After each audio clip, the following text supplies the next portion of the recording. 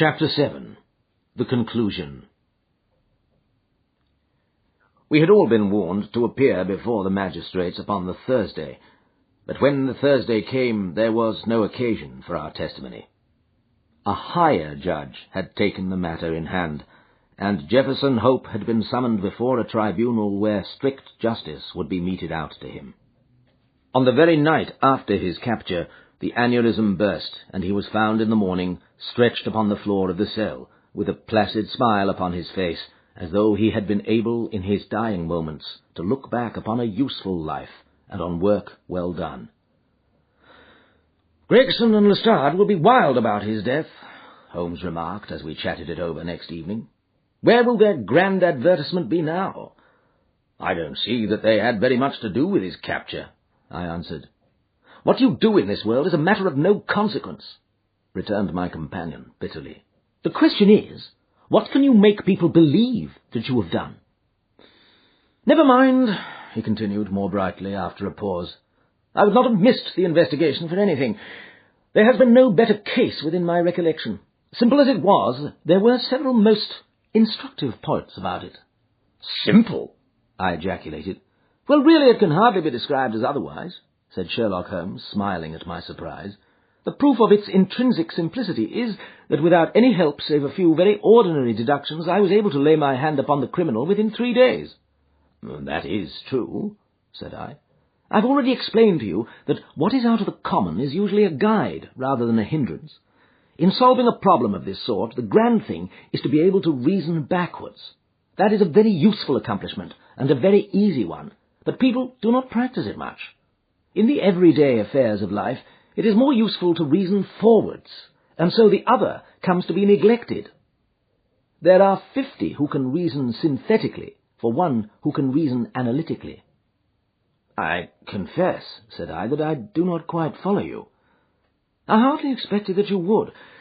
Let me see if I can make it clearer. Most people, if you describe a train of events to them, will tell you what the result would be. They can put those events together in their minds and argue from them that something will come to pass.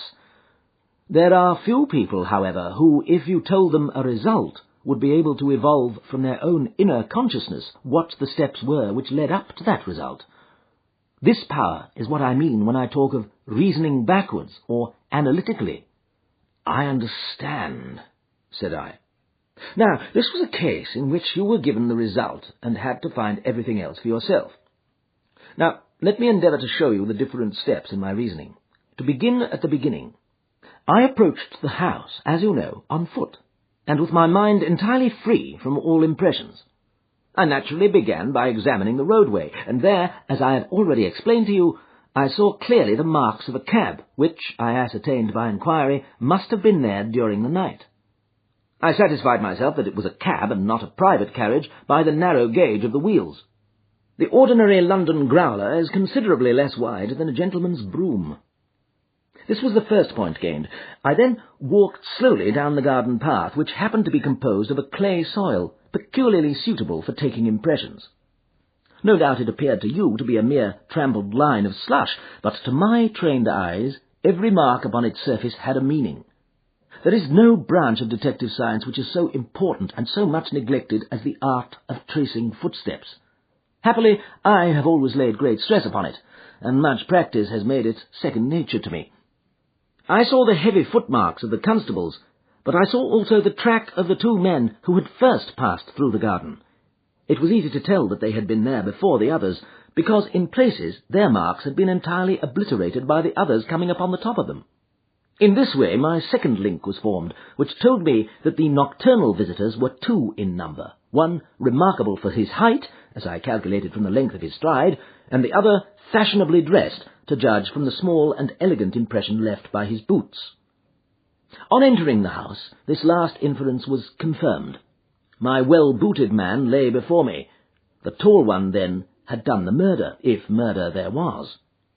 There was no wound upon the dead man's person, but the agitated expression upon his face assured me that he had foreseen his fate before it came upon him.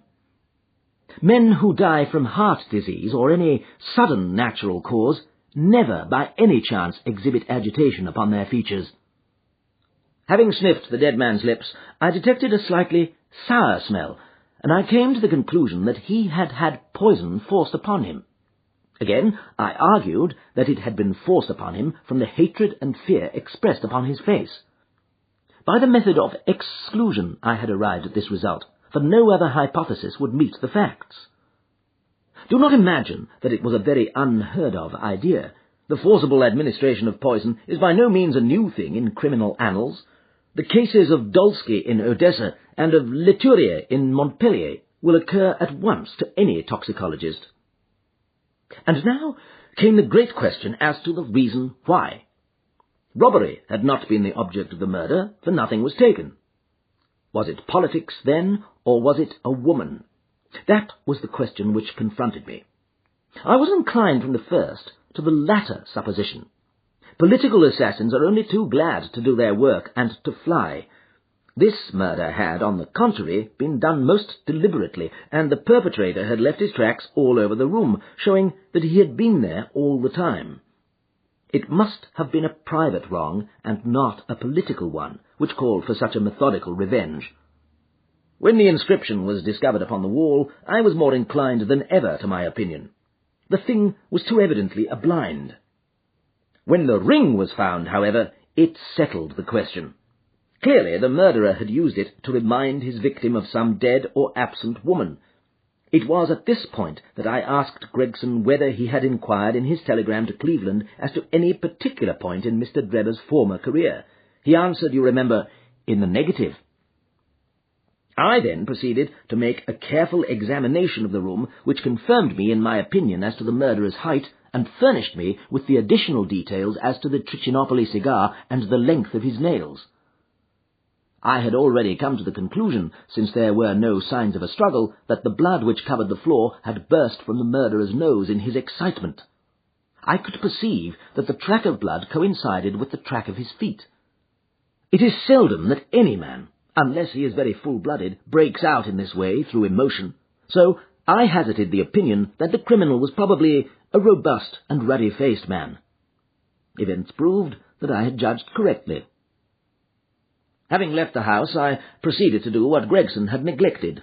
I telegraphed to the head of the police at Cleveland, limiting my inquiry to the circumstances connected with the marriage of Enoch Drebber. The answer was conclusive.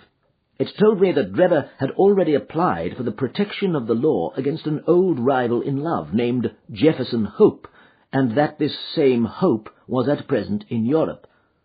I now knew that I held the clue of the mystery in my hand, and all that remained was to secure the murderer. I had already determined in my own mind that the man who had walked into the house with Drebber was none other than the man who had driven the cab. The marks in the road showed me that the horse had wandered on in a way which would have been impossible had there been anyone in charge of it. Where, then, could the driver be, unless he were inside the house? Again, it is absurd to suppose that any sane man would carry out a deliberate crime under the very eyes, as it were, of a third person who was sure to betray him.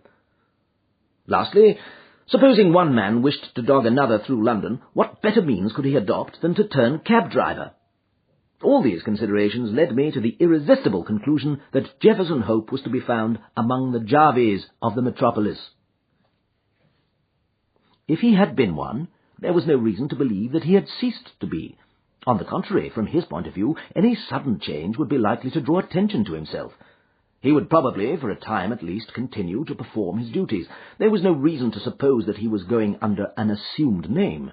Why should he change his name in a country where no one knew his original one? I therefore organized my street Arab detective corps and sent them systematically to every cab proprietor in London until they ferreted out the man that I wanted.